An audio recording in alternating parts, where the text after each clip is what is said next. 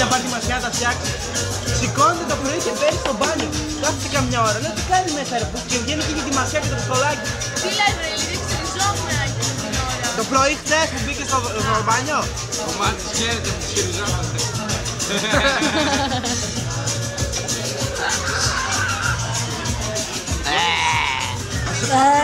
Ξυρίζεται για Να σου πω το πόσο γκόμενα είμαι. Καπνίζω λαφέν. Γιατί είμαι και πολύ γκόμενο.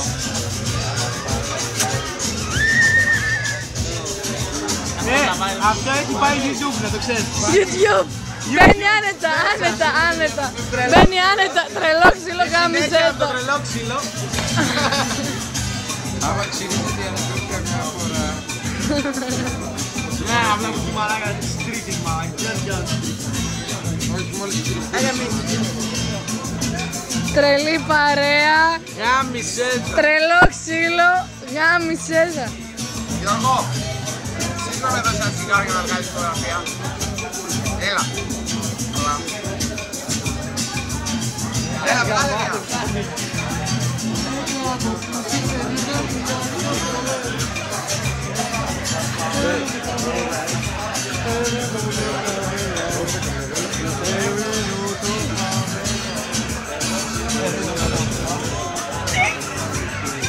Express Music Nokia.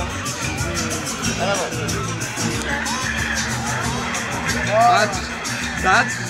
Δεν μπορώ άλλο. Τάτσις.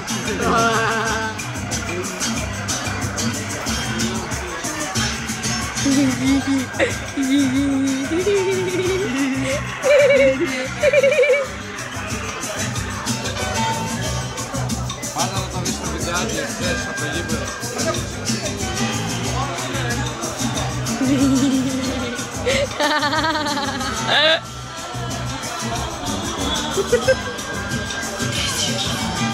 Κοίτα, μην κοίτας άλλο, κόλαση είναι, χθες κόλαση είναι.